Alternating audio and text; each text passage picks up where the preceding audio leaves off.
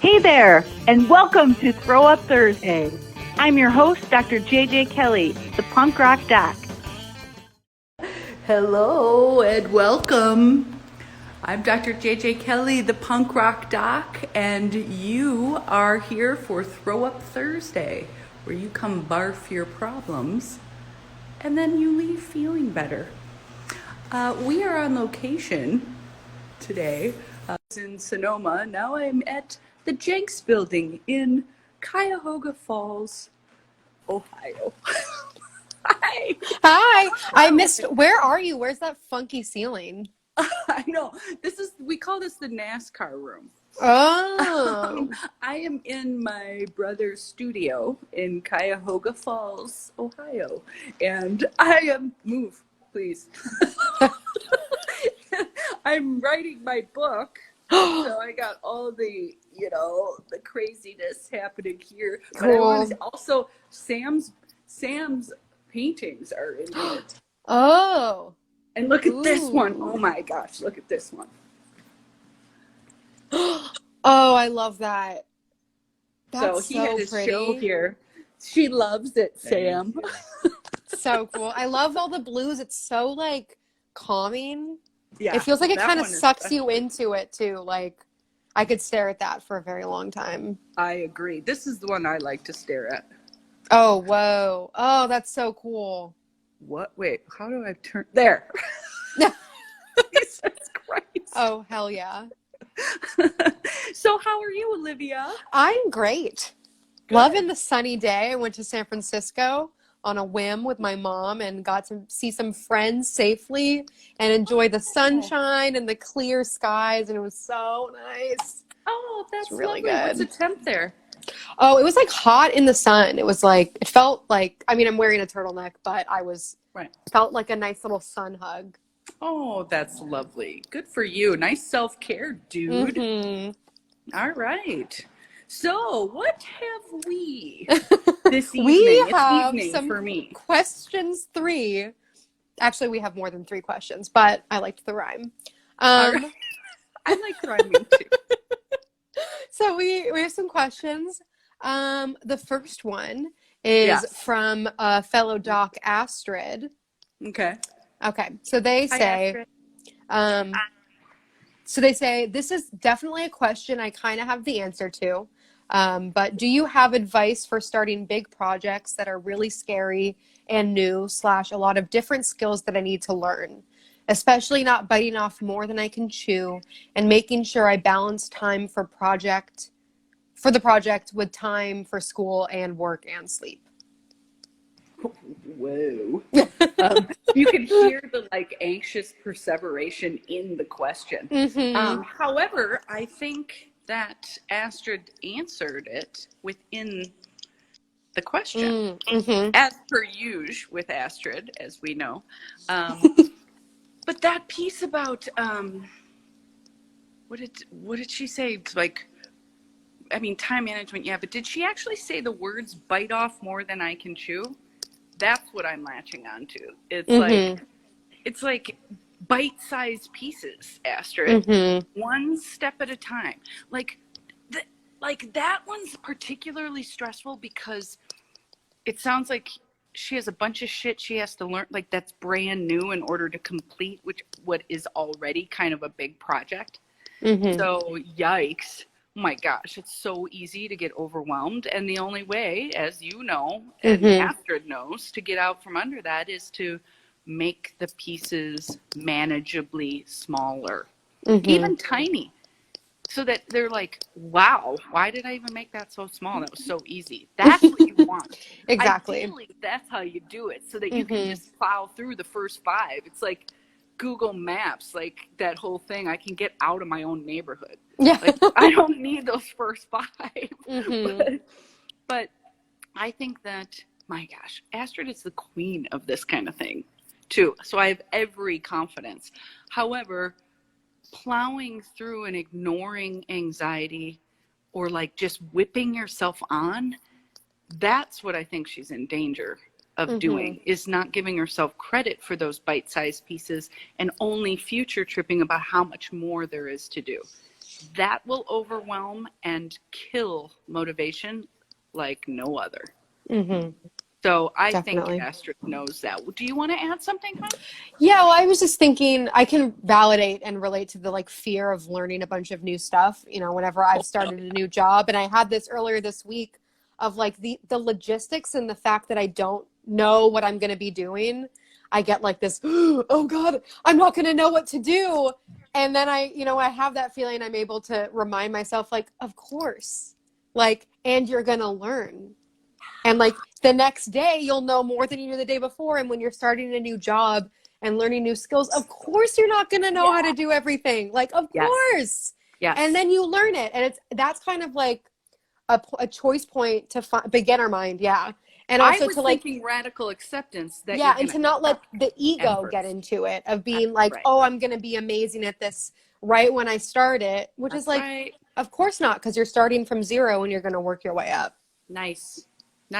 Yes. Mm-hmm. See, we got docs on here. Yeah, we got validation from Allie. We got beginner mind from Megan. I love that beginner mind just came from Megan, by the way, who has just relearned beginner mind very recently. So it's probably quite fresh for Mama Megan. Thank you. We all guys gotta for the relearn comments. these things over and over again. And with it's the time that we think, oh, I already learned that we're most in danger of not doing the thing. Mm-hmm. That's so Definitely. funny how certainty fucks us over every time. You're like, oh, I've done that so many times, I can just do it without thinking. It's like, no. Totally. Nice. That's a great question because everything, damn near everything's overwhelming now during COVID. Like shit that wasn't even like a biggie before this is like, we are so ready for overwhelm. Yeah, and I think I've noticed that my feathers get ruffled a lot more if there's like a new thing or if something if I'm not able to like predict how it's gonna go.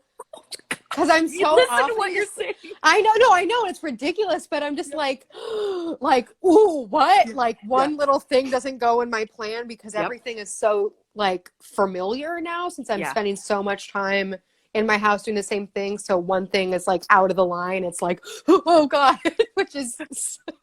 Dude, I am hearing that kind of thing a lot, though. I mean, you have an awareness about it, so that's great, and we can laugh about it. Yeah. But a lot of people are not laughing, doing the same shit. No. And again, I mean, I say it every week in every interview and live that I do. Hold the bar down. Take the pressure off of yourself. Cut your productivity task list in half. Yeah. Just cool out a little. Remember, it's winter too, so it's kind of hibernation-y, rest time a little bit. We got 6 more weeks, says the groundhog. So right, and April is the cruelest month. I am not looking forward to that. I mean, I'm lucky enough to work with you all. So, but I mean, April, people are gonna lose their damn minds. Yeah, and for me, it's like February, March, April. So I'm bracing myself for the. March, April. For me, it's, a quarter of the year. For me, it's just, like every 12 months of the year, I always got a little something going on. Totally. But I think it's so, I don't know, there's something like kind of sweet about it too. I'm trying to like connect with this compassionate of myself of being like, oh, buddy, like I'm having a hard time. And so I'm going to be a little bit more stressed out and like, oh, that's sweet. And it's funny that. And like I got this. I'm trying to do the like I and not the we. Dude, you're a total role model. Seriously. Like you just modeled for everyone on this live exactly what will make their life better. So being like, just doing that a lot in the mirror, going like, sweetie, oh my gosh, I'm scared. Oh no. But not even so darling. And most people will not do that level of vulnerability or like or silliness. Yeah. And clearly it's working for you. Oh, Megan, sleeping with a stuffed animal. Hey, I am so with you. Sleep with a stuffed animal. Yes. Yes. Me Did I too. tell you guys that I bought one of those moon pals? So embarrassing. It's like, it's like, it's like, it's like one of those gravity blankets, but it's a stuffy. And the Oh. weight in its body and long arms that wrap around you is embarrassingly the shit. I mean, Oh, oh my gosh, it's the greatest. If I were at home right now, I would show you. that Remind me, and I will show you. I want that. Beautiful. I think that might be my Valentine's Day present to myself. Oh my God, that's also a very good idea, Olivia. Jeez. Yes, moon pals, they're called. I don't know, moonpal.com. Try that. I got no idea. Don't ask me. Don't Sponsor ask us, me. Moon Pals, please. Yes. Internet technology questions. Hello, have we met? Cool. So I have a question that is kind of in a similar vein. Okay. So this is more of a preemptive question, but I was wondering to help distinguish between pride and ego. So for my example is that, I've started doing work and I'm feeling really proud of myself and enjoying it. And this could be like a gremlin thing of being like, oh, you're getting full of yourself. But I think sometimes there's a tendency, I don't know, I'm just worried that I'm going to go into inflating my ego about like helping this kid learn how to read and turn something of being like proud of myself and happy into like something icky. Has that happened yet?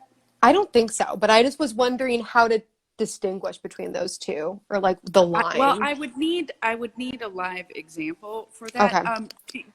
Has that, first of all, that sounds like so dumb. Dude, yes, exactly. Like, yeah. Since when are you in fucking danger of an inflated ego? Like if anything, we are really, really deprived of celebrating our wins. That's why we always talk about it in our group. Yes, robbing yourself with a celebration. Yes, Allie's dead on there. Like, and thank you. Yes, sponsor us, Moon Pals. Yeah, Allie, love on your heads, Allie. But okay, the part I can get with, gun to the head kind of thing, because I'm not with this, is that you're trying to, when you started this job with the kid and you were like, your worries were of the nature of, will the kid like me? That has a narcissy quality to it, an ego piece. And we laughed about that. Because that would never even cross my mind. I'd be like, is this kid going to mind me? Because we're going to bust some ass here. Not physically. Yeah. But I just need to say that on the live. But maybe something like that, where it's like anxiously self-centered or something like that, or it's like humble braggy, or it's just too much about you. I mean, you are in a helping position. You're doing childcare. It's not about you. And I think the nature of the question, the hit that I get knowing you, is that you seem like you might be a little bit afraid of trusting your own skills at this. I think you have some real natural talent with kids. Yeah. And I mean, you have natural and it's developed as well. And I think it's going to be healing for you personally as well. And so I think it probably brings up a little fear. And then your gremlin goes after the most beautiful bits, like celebrating how well you're doing, and fucks you over that way, which, by the way, asshole gremlin. Icky, yeah. Because even that question is like, oh, like makes me a little sad, because I know how great you are at this and how much you love it. And how you do like take it seriously in the ways that you need to, and then you play in the ways that you need to. Like, I think everybody has the capacity to do it, but I don't think people embrace their talent around being with kids the way that you do.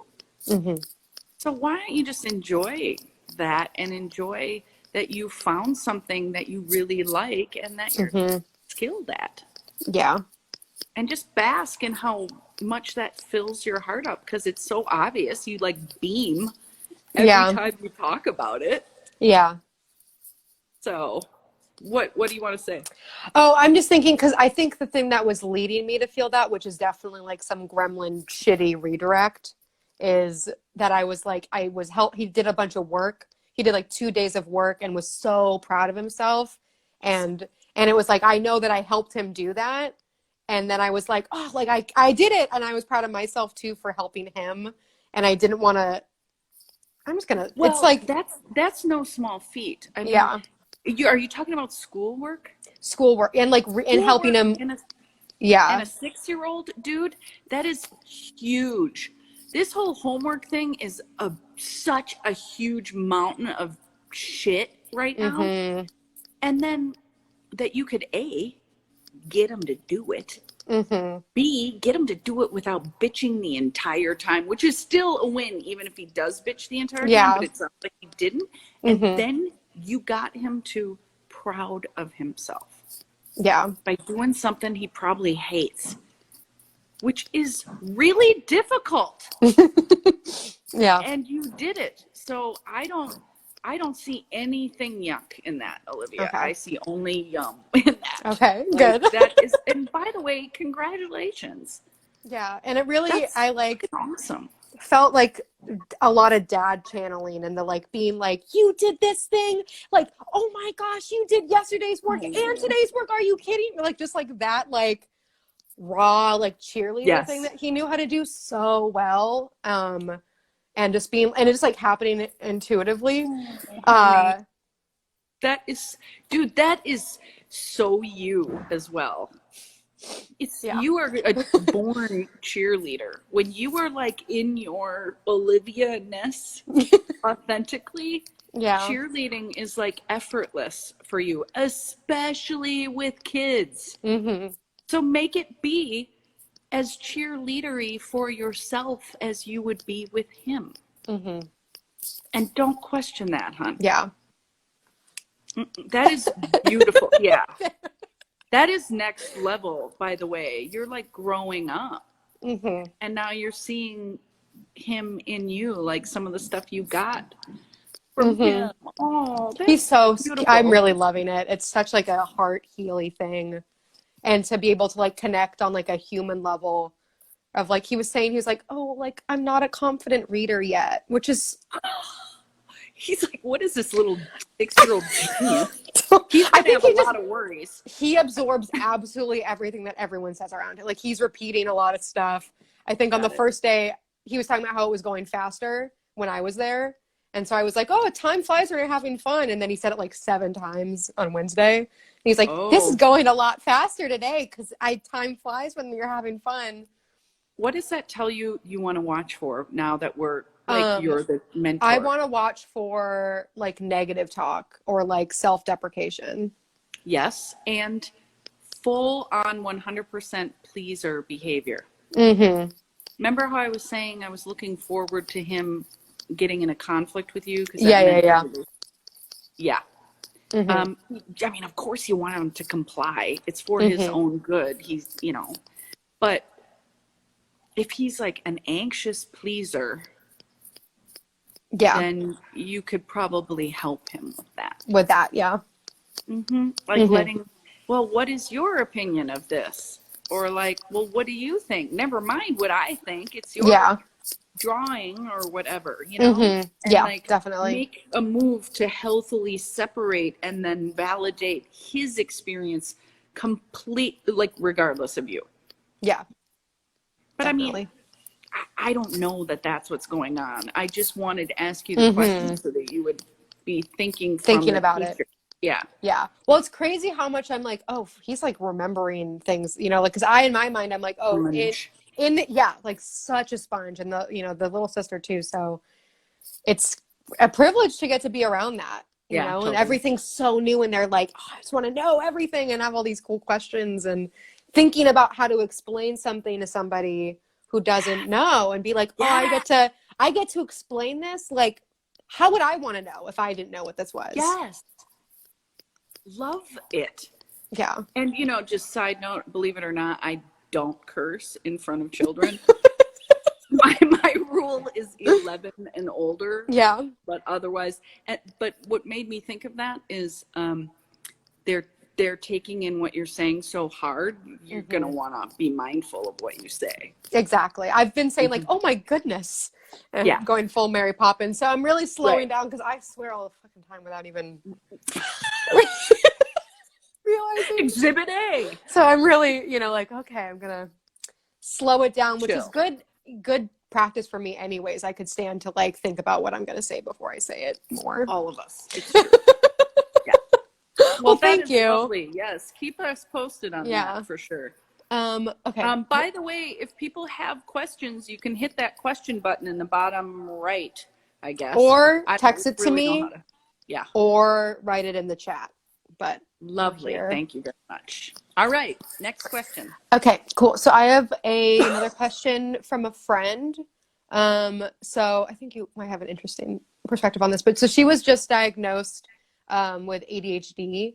And so she was wondering if you had tips to help with like impulse control, because now she's starting to do a bunch of work on that. But has been having a hard time with like acting very quickly on impulses, which Is she on speed? No, she's not. Oh, that's great. In your opinion, my beef with ADHD is that the speed and the pharmaceutical industry, blah blah blah. But also, not many people know that in order to give an ADHD, ADD diagnosis, you have to do an anxiety disorder rule out, which nobody does. They just give people speed so that their performance goes up and they get into a good school, blah. Yeah. So, how old is this person? She's my age. She's like 25. Okay. So impulse control certainly can be a behavior that goes with ADHD, and it absolutely is one that goes with anxiety, as well as anger. By the way, if you're stuffing anger, then you might have poor impulse control because it's leaking out. And you're kind of like, there's some part of you that's like, fuck it. So I would want to know what the behaviors are. Is that person on here? No, they're not. Okay. I would need to know what the impulsive behaviors are and what is prompting them and shit like that. But in general, how do you reduce impulsive behaviors? You slow down. Slow everything down. You might want to define, what are my values? And then what are the behaviors that match those values? What are the behaviors that don't match those values that I engage in?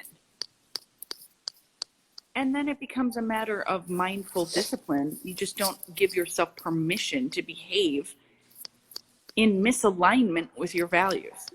So I'm not even satisfied with that answer because it's so general, but I can't do much more with that. Yeah. Did you get a DM from that person? I was talking to them today about it. And do you get permission from people when you bring the question? Like, did you say, Yes. hey? Yeah. Okay. I was asking if they had any questions, and she said like, oh, I could ask something about this. Okay. So you do the follow-up information gathering of like what kinds of impulsive behaviors and what's instigating it? What are you feeling? What's the feeling that is driving the impulsive behaviors? Like, that's what I want to know. I don't give a shit what the diagnosis is. I want to know what the emotion is that is pushing that person over the edge into what they are defining as impulsive behavior, which I can only assume is causing some mess and or shame. Like they don't want to keep engaging in whatever that behavior is my guess. Yeah. So I think so. Maybe get some follow-up on that. We can get into it again. Okay. I just wrote that. I wrote follow-up down. Thank you. Yeah. Cool. Let's do one more. All right. Okay. I have another one for me. All right. Okay. So this one's kind of more of like a throw up, as you might say, and we can talk about it. But basically, so my grandma is an interesting lady, and we have Never talked about her ever. Never talked about her Grandma. ever, because we have just like a perfect relationship. But anyways, she was sick. She had COVID. She's better now. So, which is good. So basically she freaked out the other day about Ethan, my brother, not calling her when she expected to, but we didn't even know she could talk on the phone yet. And just, so my mom FaceTimes her and is saying, hi, I wanted to see her because I've been worried. And I was excited to see like, oh, she's well enough to talk on the phone. I said like, hi. She like acknowledged that I was there and then just went in on like talking about Ethan. Didn't acknowledge me after the fact. Just was talking about Ethan and why he wasn't talking to her and how she expects certain things from some grandkids. And it was so fucking rude. It was so unbelievably rude, but it like hurt my feelings more than I think it normally would, because I had been worried. And I was like, I'm not usually excited to talk to her. Right. But, and then I just felt frustrated. I'm like, this is so fucking typical and so rude. And so I wrote like, annoyance at like familial patterns, and like to help let go and laugh at the absurdity of how fucked up that is. Well, yeah, I'm all the way in absurd camp, and as well as willfulness. Like on my part, yes, yeah. You were it's funny because when you were asking the Narcy pride versus celebration question, I wasn't getting ew, and now I'm getting Narcy ew stuff. Yeah, because and I assume Allie is talking about you with grandma, but I got a backstory here, which is, this is all the way absurd and fucking hilarious. Yeah. And honestly, take out the COVID and you'd be laughing. Yeah. So your own fucking neurotic freak out about COVID, and I'm not saying all freaking out about COVID is neurotic, but you, to your own admission, you've been doing a little extra on the COVID stress. And fine, whatever. We know that. We've talked about it. The problem is that you got attached to outcome based on your own worry, fear, anxiety. And then you tried to fucking rewrite reality. In what world was she gonna gush over you when asking for Ethan? Yeah. And yes, and I think you might have gotten maybe a little hit of hurt feelings, but maybe even not. You might have told me this story and we would have died laughing at how rude it is. Yeah. Like, you've been past this. I think it's a COVID hiccup that got you this time. And that has ego, because it's weirdly not about your grandma. It's about your anxiety. And that makes it narcy. Anxious self-centeredness. But then you have an expectation of her to be different, to be a completely different human being than the one she's always shown you. So you're like, hey, I was worried about you. Be nice today. That ain't gonna happen. Yeah. Okay. I see that. Yeah. That is a great question, though, because that was very complex. That had a lot of different layers. and that's the kind of thing, too, where if you were to hear my shit out of context, you'd be like, she's a monster. Like, my initial reaction, because I know you, isn't, oh, I'm sorry. It's not the validation part. I'm sorry your feelings were hurt, which we normally go to. But I never validate willfulness and fucking narcy ego stuff. I make fun of it. And you have the resilience to go with that and not get butthurt over me making fun of your willful behavior. Well, because like you validated the fact that it's rude, so it's not like you were like, you're overreacting. You know what I mean? Like, which I'm sure someone who doesn't have the rapport and doesn't have the skills would hear that or something, because you didn't say like, Right? Why are you being so mean to your grandma? Oh no, we're way past that. Like the grandma is the irrelevant part. You know what I mean? Right. Like, that's what I think too. I do think there's a little Ethan hint, but again, that's the same as it's always been. Yeah, I mean, I think that I was just like, oh, fuck, okay. Like, I mean, thinking about it now, it's like, that's so unbelievably rude. Like, are you fucking kidding me? And also, like, of course. Hilarious. Yes, of course. Of course. Absolutely fucking hilarious. Yeah. And you know what I think I would do is continue to be excited to say hi to her. Not in a spiteful, fuck you, I'm gonna, hey, hi, I know you want to talk to Ethan, but here I am, love me up.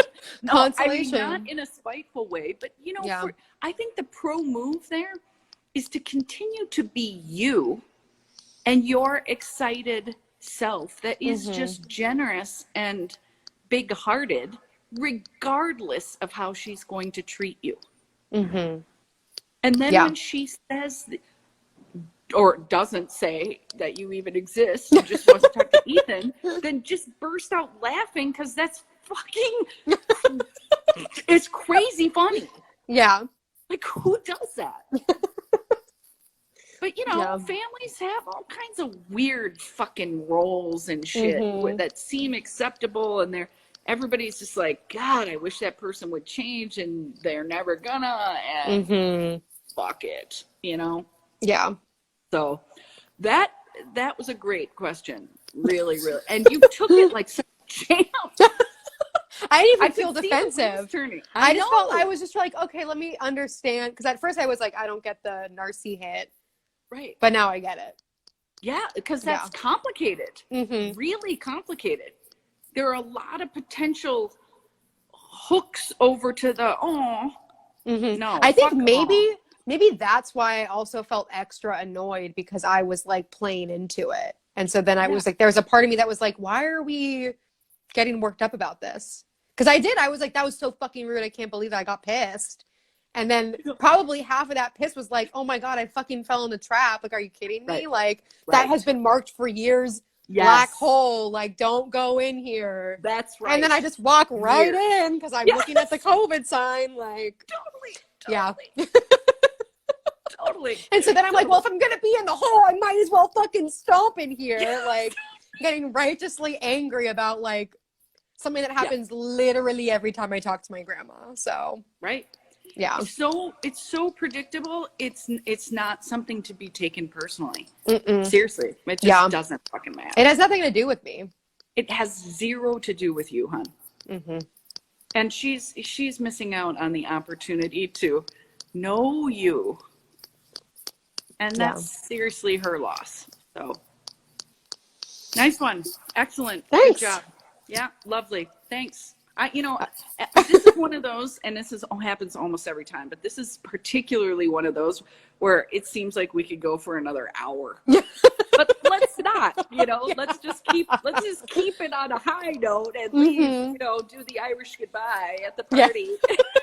People want to see you again. Leave while it's still fun, Love that. If you have further questions, you can DM or whatever, Olivia, but you can also hit me up at drjjkelly.com. You can text me, the number's there too. And if you want to ask about like working together, we got a lot of different programs swimming around. And my God, when COVID ends, there are going to be even more. Emotions camp. I want to do emotions camp. So fun. So bad, dude. Oh my gosh. Do you know what a hug fest is going to be when all of us get, oh my gosh. Literally in my head, I was just like, I was thinking makeout party, unorthodox, but like not makeout. But can you not get me sent to jail or my license taken away, please? I wasn't like not a literal makeout party, but just the idea of just a love fest. Yeah, a love fest. I think what's going to happen is it's going to be so darling, and then all of a sudden I'm going to be like, all right, that's enough. Get the fuck off me. Totally. Knock it off, you guys. All right, we love each other. Let's get to work. You guys are always just fucking around. Why am I up there herding cats again? I'm not your goddamn mom, you guys. Like 1 second from the like, oh, okay. Right. I'm like, fine, 1 second, and then like, no, at the end. Oh my God, that's so funny. Well, love it. It has been a pleasure once again. Thanks. This is I love always it. fun. I love doing it too. And I will see you in a week then. See you in a week. Thanks for joining us. Hope you barfed your problems and feel better. I know I do. Yeah, you did. Bye. Get in touch with me, Dr. JJ Kelly, the punk rock doc, at drjjkelly.com.